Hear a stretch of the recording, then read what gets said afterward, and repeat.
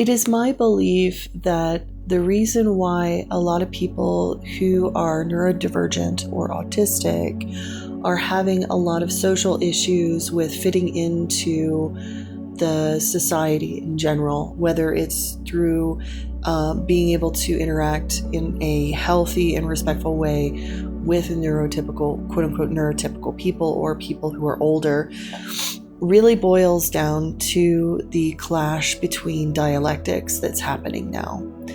So if you look at my pinned post, I have two now. One is the wounded inner child, and the other is the Hegelian and Platonic dialectics.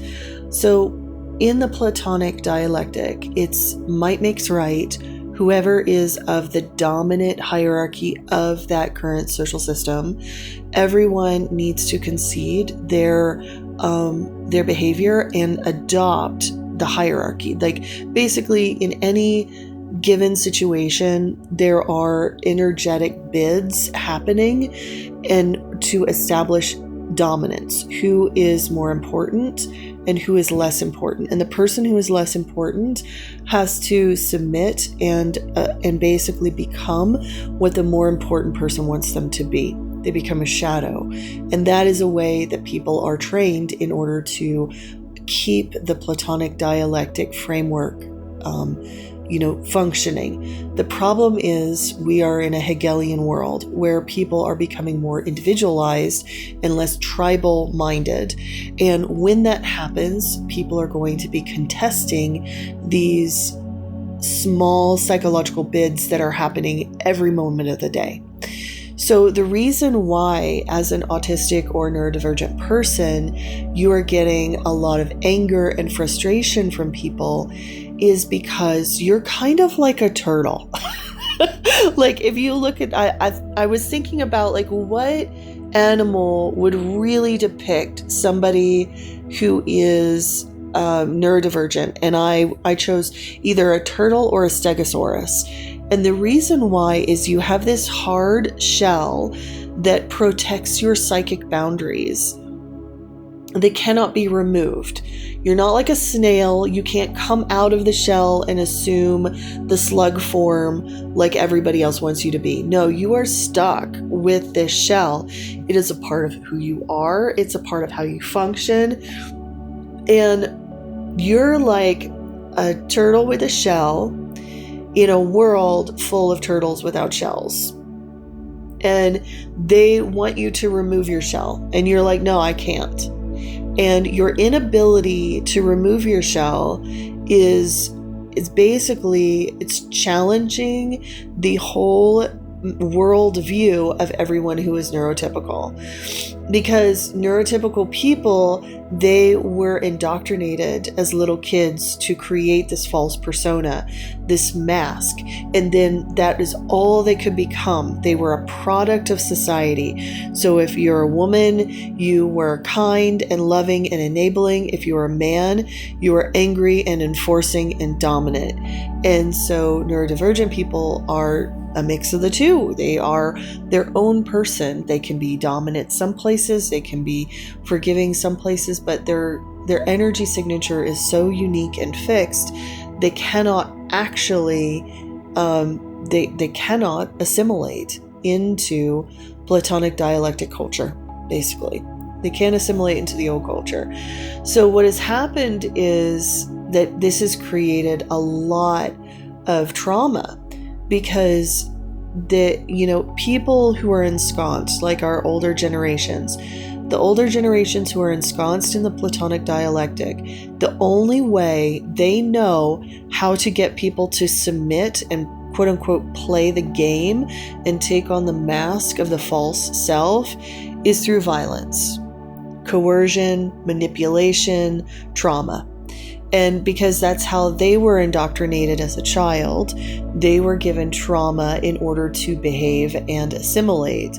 And so they think if they consistently give trauma to the neurodivergent kid, then that kid will eventually break down and assimilate and become like them.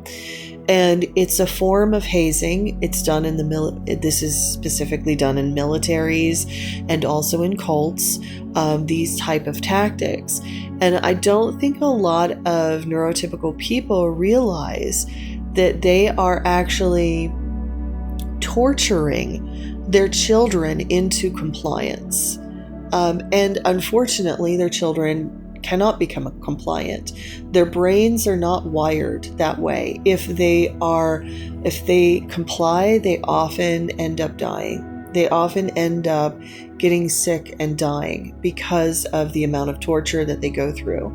And so neurodivergent people are dealing with a number of things. Number one, a lot of autoimmune issues, a lot of physical ailments due to the ingrained trauma that they've received from their family, but also not feeling like they can actually connect in the world with anyone. And because also other neurodivergent people are sort of isolated in their bubble, in their shell of pain. So they're not necessarily connecting with each other in community. So it's a really painful experience for a lot of neurodivergent people, and it's very isolating. And the problem is this isn't going to go away. I think that what's happening is our psychic bodies are outgrowing the old energetic structures of the matrix of the past, and a new energetic structure is emerging. And that is a very painful molting process that is happening to humanity. Neurodivergent is the new norm. It is the future.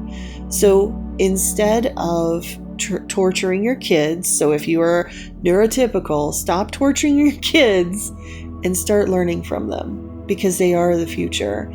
And it's actually not making you weak to listen and learn from your children. In fact, when you listen and learn from children, you're also learning to listen to your own inner child and heal those wounds that you received in the past through your forceful and very violent indoctrination that you received as a kid.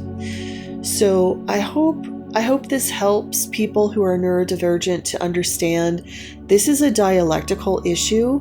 It's an energetic issue, and it's not going to go away. But what you can do is remove the shame, remove the hatred. A lot of times that people who are older than us, who haven't done the self-examination and the self-work, a lot of the older generation, they just don't understand that they have been brainwashed to be a tribalist, somebody who indoctrinates others into tribal mentality, and that the future is not tribal. The future is individualized. It's individualistic. And in fact, I had a nightmare last night, a dream nightmare about this, that a lot of the people who are running our technology, that they're actually really struggling with this boundary of the dialectic. And most of our technology right now, especially social media, all these algorithms are built on the Platonic dialectic to corral us and get us to go back to the old way of tribalist thinking. And it's not going to work. It's not. In fact, all of these technologies will be redundant within about 10 to 15 years. And I don't think a lot of these tech companies realize it has nothing to do with AI. It has to do with human beings.